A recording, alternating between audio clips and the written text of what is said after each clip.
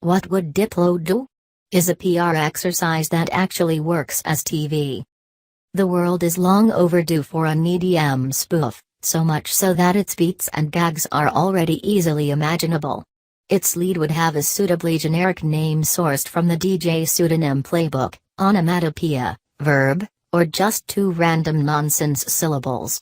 It would inevitably be a he, would engage in ripped from the headlines antics just anonymous enough to grant plausible deniability, like an extended version of that gag from Popstar in which Jorma Taccone wears a giant, laser-beaming helmet a la Deadmau5 that his neck can't support. And it would end, as the first episode of Viceland's What Would Diplo Do? Does, with the main character asking, faux profoundly, "Are we posers pressing buttons?" There is a version of What Would Diplo Do?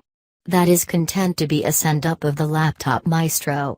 But what distinguishes WWDD is how it drops all pretense about who it's attempting to satirize and comes right out with its intended target, which it can do without fear of reprisal thanks to the enthusiastic participation of its subject. The global superstar at the show's center, as played by James Van Der Beek, isn't a stand-in for Diplo or a composite of him and other EDM superstars. He's just Diplo, or rather Diplo, like how Curb Your Enthusiasm stars Larry David decked out in mad decent gear and surrounded by major laser posters. The 38-year-old musician serves as executive producer along with his manager, Kevin Kuzitsu, who gets his own on-screen surrogate. Every episode is directed by Diplo's longtime music video collaborator Brandon Dermer. Van Der Beek is also central to the project. In addition to starring, the actor also wrote, executive produced, and show-ran the entire season.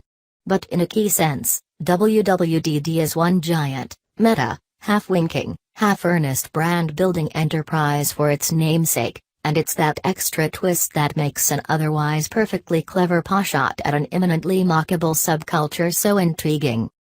WWDD is also the first venture into scripted programming from Viceland, the budding TV network from Shane Smith's millennial-targeted media empire.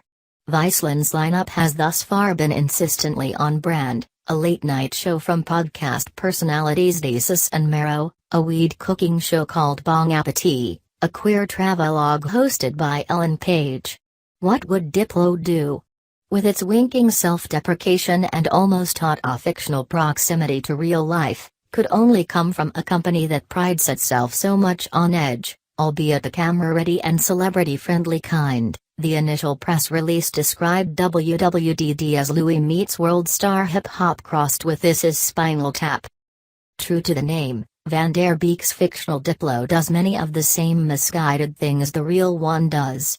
The first episode, which airs tonight, centers on a Twitter beef started by a needlessly provocative dispatch from Diplo himself, the same kind that got the DJ, a grown man, publicly and definitively owned by Lorde back in 2014. To make the virtual drama slightly more visually compelling than a few screenshots, we're treated to Diplo imagining the confrontation as an honest-to-God ninja fight. This time, the object of his derision isn't Lorde's pal Taylor Swift, but rather her ex Calvin Harris, played by true doppelganger Tom Sturton, who cracks wise about Swift's ex Tom Hiddleston. Apparently, a rising tide lifts all remix crafting boats. Other stunts might be more original to the show, but they fit squarely within the clueless bro persona that Diplo projects and Van Der Beek inhabits so well, insisting that he can't do his live show without a confetti cannon, embarrassing himself at a professional baseball game, taking a 12-year-old he mistakenly believes has a terminal illness to a debaucherous after-party. Much of WWDD, it turns out, is less about Diplo than the village it takes to handle him, populated by the likes of his jaded assistant and neurotic German tour manager.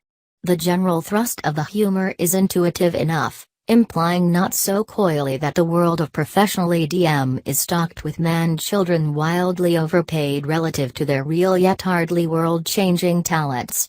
Don't break your press play finger. Shokuzutsu warns as his client prepares to take the field. More surprising is how that humor is being deployed as a means for Diplo to simultaneously acknowledge and take ownership over the less flattering parts of his image. By giving Van der Beek his blessing, Diplo has commandeered a potential hit job into a 3-hour advertisement for his own self-awareness. At one point, show Diplo complains that a blatant play for streaming success is cheapening the art form. You put out a single called Bubble Butt, his social media don immediately shoots back. Funny because it's true, it's an effective ad, too. Van der Beek doesn't pull his punches, but his Diplo ultimately comes across as charming in spite of himself. Van der Beek is hardly a stranger to such postmodern devices. This is the man who spent 2 seasons playing himself on ABC's tragically short-lived Don't Trust the Bee in Apartment 23, embracing his status as a minor celebrity past the peak of his teen soap fame in the vein of Kathy Griffin or, more recently, Spencer Pratt.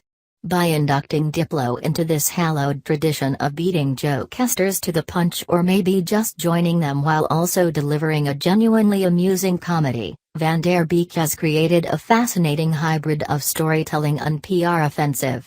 It's not the first such series we've seen this summer. What WWDD does for Diplo, Freeform's The Bold Type aims to do for an entire industry. But it is, thus far, the best.